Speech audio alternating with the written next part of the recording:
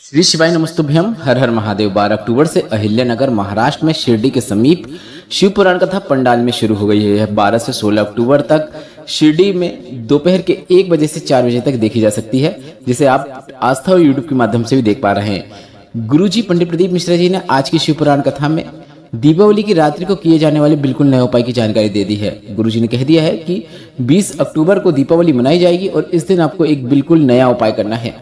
एक वर्ष में जो चाहोगे वो मिलेगा। जिस उद्देश्य की प्राप्ति करना चाहते हो उस उद्देश्य में अगर आप प्रयत्न करेंगे, उपाय करेंगे तो सफलता निश्चित देखने को मिलेगी। जो मंजिल आप चाहते हो वह मंजिल आपको प्राप्त होगी। और आज तक गुरुजी ने कभी भी इस विशेष और नए उपाय की जानकारी नहीं दी है। काफी सरल और आसान उपाय है। आपको सरल भाषा में समझाने का प्रयास करेंगे, वीडियो के माध्यम से समझाने का प्रयास करेंगे, इसलिए वीडियो अंत तक देखें ताकि कोई भी उपयोगी जानकारी आपसे न छूटे। आज 13 अक्टूबर की शिव पुराण कथा में गुरुजी ने जितनी भी उपयोगी जानकारियां दी हैं, सभी जानकारी आपको इस वीडियो में मिलने वाली है। अगर किन्हीं कारणवश आपने आज की कथा नहीं सुन पाई है तो पूरी कथा का रास्ता तो आपको इस छोटे से वीडियो से मिलने वाला है। बढ़ते हैं आज की कथा की पहली विशेष जानकारी की ओर। कथा शुरू होते ही गुरुजी ने कहा, शिव पुराण की उमा संहिता कहती है, शिव पर चढ़े हुए जल का आचमन अगर हम करते हैं तो हमारे कायिक, वाचिक और मानसिक 3 प्रकार के पाप हमारे नष्ट हो जाते हैं। बढ़ते हैं आज की कथा की दूसरी विशेष जानकारी की ओर। गुरुजी ने कहा, जो शिव पुराण की कथा का श्रवण करके जाता है वह यह समझ ले कि वह शिव की शरणागति प्राप्त करके जा रहा है या फिर शिव पर चढ़े हुए जल का आचमन करके जा रहा है। इतना महत्व है शिव पुराण कथा का श्रवण करने से। बढ़ते हैं कथा की तीसरी विशेष जानकारी की ओर। गुरुजी ने कहा, जब हम किसी तीर्थ में जाते हैं तो वहां से हमें गिफ्ट लेकर नहीं आना चाहिए। वहां से गिफ्ट लाओ मना नहीं है, पर वहां से आपको उस तीर्थ का जो सिद्ध नदी है, पवित्र नदी है, वहां का जल भी आपको अपने घर पर जरूर लाना चाहिए। और उस जल का छिड़काव आप जब अपने घर पर करते हैं तो आप जो उस तीर्थ में गया भी नहीं है उसे भी उस तीर्थ में जाने का फल प्रदान कर देते हैं। बढ़ते हैं आज की कथा की चौथी विशेष जानकारी की ओर। गुरुजी ने कहा, स्कंद पुराण का काशी खंड कहता है, जो कार्तिक के महीने में शिव की भक्ति करता है, जो कार्तिक के महीने में एक बार भी शिव पुराण कथा का श्रवण कर लेता है, उसे सहस्त्र अश्वमेघ यज्ञ का फल प्राप्त हो जाता है। आप कार्तिक का महीना चल रहा है, इसमें शिव पुराण कथा श्रवण कर रहे हैं, भगवान का नाम जाप कर रहे हैं, भक्ति कर रहे हैं, तो इसका आपको शुभ फल निश्चित प्राप्त होगा। बढ़ते हैं आज की कथा की पांचवी विशेष जानकारी की ओर। गुरुजी ने कहा, अगर आपके घर के नजदीक में जो भी देवाधिदेव महादेव का मंदिर है, उस मंदिर में आपको दीपावली की रात्रि में एक दीपक जरूर प्रज्वलित करना है। यह गुरुजी ने सभी से करने को कहा है। गुरुजी ने कहा, दीपावली के दिन उस मंदिर में जाकर दीपक जरूर प्रज्वलित कीजिएगा और आपको भी वही फल प्राप्त होगा जो काशी में देवताओं के द्वारा दीपक प्रज्वलित करने पर उन्हें प्राप्त हुआ था। बढ़ते हैं आज की कथा की छठवीं और सबसे महत्वपूर्ण विशेष जानकारी की ओर। गुरुजी ने बता दिया कि इस वर्ष दीपावली 20 अक्टूबर 2025 को है और इस दीपावली को गुरुजी ने सभी से बिल्कुल नया उपाय करने को कहा है। बहुत प्रयास कर रहे हैं, जीवन में सफलता नहीं मिल रही है। जो पद चाहते हैं उस पद के लिए मेहनत करे जा रहे हैं पर पद नहीं मिल पा रहा है। जीवन में किसी कार्य में सफलता चाहते हैं पर कार्य में सफलता नहीं मिल रही है। किसी भी क्षेत्र में सफलता प्राप्ति के लिए आप यह उपाय जरूर कर सकते हैं। यह एक कार्य सिद्धि उपाय है।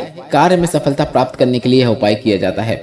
आपको यह उपाय दीपावली के दिन करना है। दीपावली के दिन आपको भोलेनाथ के मंदिर में जाकर एक बेलपत्र को शिवलिंग पर स्पर्श कराना है और उसे प्राप्त करके अपने घर पर ले आना है। इसके बाद उस बेलपत्र को दीपावली का जो पूजन का स्थान होगा, मतलब जहां पर आप दीपावली की पूजन करते हैं, शाम के समय जब करते हैं पूजन, उस बेलपत्र को वहां पर रखना है और उस बेलपत्र में आपको थोड़ा सा हल्दी और कुमकुम अर्पित करना है। इसके साथ ही साथ एक चावल का दाना जिसे आप लाल कर लें और एक चावल का दाना जिसे आप पीला कर लें, इसे भी आपको उस बेलपत्र के ऊपर अर्पित कर देना है। ध्यान से सुने क्या करना है। बेलपत्र को सबसे पहले शिवलिंग पर स्पर्श करा के घर लाना है। घर लाने के बाद उस बेलपत्र में आपको हल्दी और कुमकुम अर्पित करना है। हल्दी और कुमकुम अर्पित करने के बाद 2 चावल के दाने अर्पित करना है, जिसमें से एक चावल का दाना जो रहेगा उसे आप पहले ही लाल कर लें। दूसरे चावल के दाना जो आप अर्पित करेंगे उसे आपको पहले ही पीला कर लेना है। दोनों चावल के दानों को आपको उसी बेलपत्र के ऊपर अर्पित कर देना है जिसमें आपने हल्दी और कुमकुम अर्पित किया है। पूरी पूजन होने के बाद उस बेलपत्र को आपको प्राप्त कर लेना है और प्राप्त करने के बाद 1 वर्ष तक आपको उसे अपने घर पर रखना है। बेलपत्र को संभाल कर रखना है एक साल बाद हमें बताना, मतलब गुरुजी ने कहा कि 1 साल बाद आप बताना कि उस बेलपत्र ने आपको मंजिल तक पहुंचाया कि नहीं। काफी सरल और आसान उपाय है जिसे आपको अपने घर पर ही जरूर करना है। दीपावली के दिन 20 अक्टूबर को आप यह उपाय जरूर करें।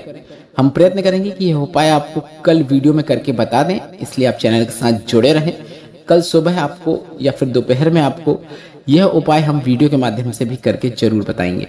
बढ़ते हैं कथा की 7वीं विशेष जानकारी की ओर। गुरुजी ने कहा, मरे हुए व्यक्ति के मुख में गंगा जल क्यों डाला जाता है? यह अगर आपसे कोई पूछे तो आपको उसे बताना है। यमराज के भेसे ने बताया है कि शिव जी ने मुझे यमराज को दिया है। शिव की कृपा से ही मुझे यह पद मिला है और शिव पर चढ़े हुए जल का आचमन अगर कोई कर लेता है तो उसे नरक के भोग नहीं भोगने पड़ते हैं, इसलिए गंगा जल उसके मुख में दिया जाता है। बढ़ते हैं आज की कथा की 8वीं विशेष जानकारी की ओर। गुरुजी ने कहा, 3 चीजें मनुष्य को कभी भी नहीं भूलना चाहिए। पहली है अपने गांव की मिट्टी, देश की मिट्टी। दूसरी अपनी मेहनत और तीसरी अपने परिवार की, नगर की, क्षेत्र की। जो वात्सल्यता आपको प्राप्त होती है, जो प्रेम आपको प्राप्त होता है, उसे आपको कभी भी नहीं भूलना चाहिए। आपको बता दें, गुरुजी पंडित प्रदीप मिश्रा जी की अगली शिव पुराण कथा 25 से 29 अक्टूबर तक धनोरा छत्तीसगढ़ दुर्ग में होगी।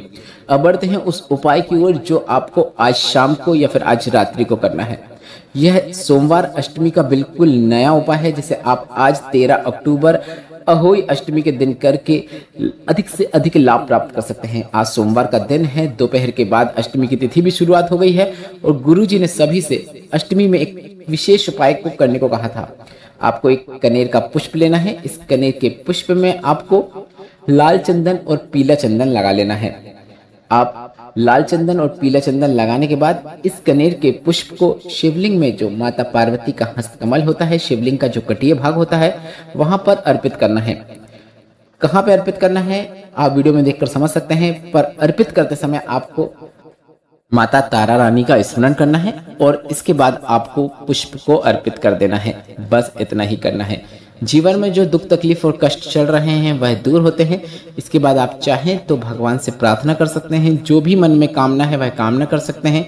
सोमवार अष्टमी का विशेष उपाय है जिसे आप आज रात को भी कर सकते हैं। सोमवार की जो अष्टमी है वह कल तक है, पर रात्रि के 12 बजे के पहले पहले आप यह उपाय कर लें। अपने घर के मंदिर में भी कर रहे हैं तो भी चलेगा। भोलेनाथ के शिवलिंग में आपको जो माता पार्वती का हस्तकमल होता है वहां पर इस कनेर के पुष्प को अर्पित करना है। आशा करता हूं वीडियो में बताई गई जानकारी आपको उपयोगी लगी होगी, तो वीडियो को लाइक जरूर करें और कमेंट बॉक्स में हर हर महादेव या फिर श्री शिवाय नमस्तुभ्यम जरूर टाइप करें और चैनल को सब्सक्राइब करना मत भूलिएगा। श्री शिवाय नमस्तुभ्यम, हर हर महादेव।